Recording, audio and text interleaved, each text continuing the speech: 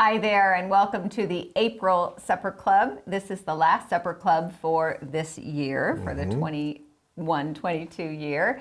And this month we are focusing on social well-being. Now, just to recap, we did a year of reimagining well-being after the pandemic. We're not so after the pandemic, but we are talking about well-being.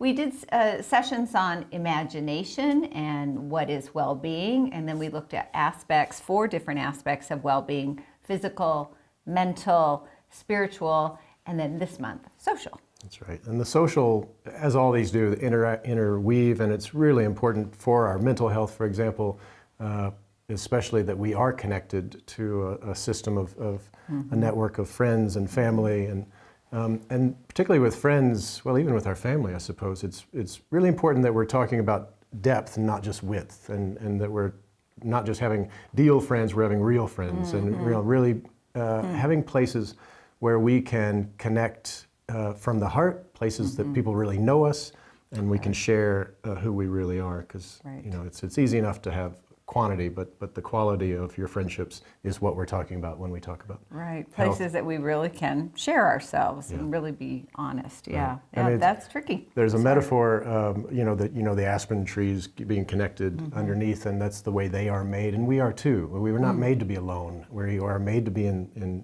relationship with each other in this interconnected, dependent kind of interweaving, and that's what makes them thrive, and it's what makes us thrive. Yeah, that they're under the ground. The root systems are all weaved together. Yeah, that's good. There's a great study, and many of you know about this, the longest study done on a particular human group, a longitudinal study in the U.S.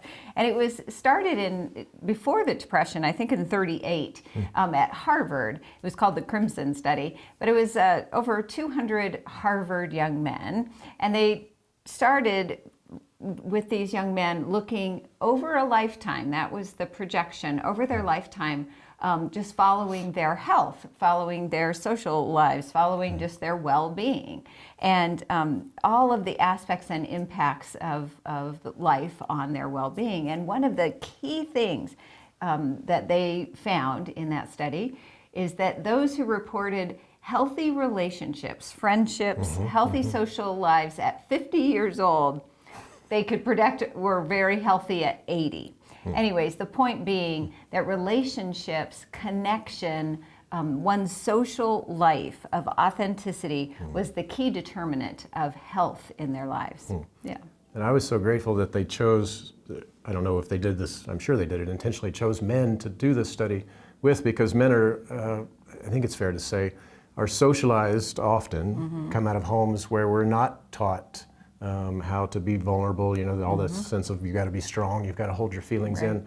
And so by the time we're 50, we suddenly find ourselves, if we're not in a work environment or especially after retirement, we lose a sense of identity because we don't have many friends as men. Women too struggle with this, of course, but men especially, it's a challenge for them to find real, honest friendships. So where to find safe spaces for men to reveal themselves, to really build that authentic self. I've heard it referred to that men are more often engaged in parallel play, meaning they do activities together. They might watch a game together or bike together, but not necessarily share honestly with one another and how to create those kind of vulnerable connections. I remember when I used to do men's work, learning, it was really insightful for me that men have just as great a need biologically for those connections. So when they study little, toddlers, the boys were at least as in need as much of that emotional connection. Emotion, Yeah, and if that's continued, it's that loneliness. It's almost it is an epidemic of male loneliness that we hope that church and other places, and we'll get to that in a minute, that can help foster connection. Yeah. There's also, I don't know where we saw that there's a couple of professions that end up showing up, for men or women. Lawyers and doctors, which was interesting, are often some of the loneliest professions. We have a lot of doctors and lawyers in this congregation. That's right. So that's something to pay attention to. And I would say that ministers might rate up there too. We are very social in the social world, but yet revealing ourselves in authentic You're playing ways a role, can be so challenging. you're lonely in a crowd. Yeah, I think a lot of us probably experience that, ministers or otherwise. So paying attention to these things. Right. So even before the pandemic, loneliness was an issue. Loneliness and isolation didn't come just during the pandemic. It might have been amplified. But I thought it was interesting in the UK and Britain, about 4 years ago, they created a cabinet post for a minister of loneliness because they wanted to address the health hazards of loneliness and isolation in the Great. UK. Yeah, it's to really really honest take it on. as a Yeah. public health issue. Right. Yeah. We know there's lots of causes to this, increasing loneliness that we're all seeing in our world, and we don't stay in the same town that we grew up in. We're moving, we're more mobile, and that certainly makes it harder to start over. We're working longer hours. That's been studied, and so you just don't have as much time and energy. And don't make it a priority. That's the other thing, that work always takes priority over or building our relationships. And so probably a combination of those have contributed to people just joining things less, social clubs, the Rotary, or Less joiners, yeah. yeah, the bowling league, and then churches. Church attendance membership is in decline, and yet these are the places that we probably most need and would benefit our work and would benefit our other parts of our health. Our health, yeah. So that's one thing we think is really important about what we do here at Montview, is to create a space where people can connect. In fact, supper clubs were started as a way of saying, get together, but don't just talk about your last vacation and how the kids are doing, but take that risk, take that chance. Go to deeper. go deeper. And so it's really great when we see that happening. Absolutely. Yeah. Really good. We have a couple of questions for you to discuss tonight, and we think they're good questions. One, given the pandemic, how would you evaluate the state of your social well-being? And then if this is a time, maybe to think about going deeper with a friendship, what is something you could do that's concrete and simple that would be a step toward that, so that you don't leave without really taking some action? Because sometimes this all sounds good, and then we go home and we don't do much about it. So think about something that you could do in your life right now. And one of those might be thinking about Montview and the role that Montview plays in your life, that you might get involved in something. There's lots of, we try to create volunteer places. Lots of portals into the community. Exactly, where you can build real relationships.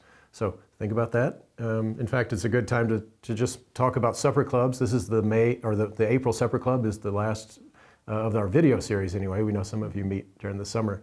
So it's a good time for transition, and we see advantages in both of those things. You can, when you stay with a group for multiple years, then you build trust and are able to go deeper. But it's also nice to try meeting new people and joining another club. So we always try to say in this one that there's no guilt in breaking up with your supper club. It's okay to do that and to try some new club next year. But just try the new club. Don't not do supper clubs so that we can keep fostering our social connections. Yeah.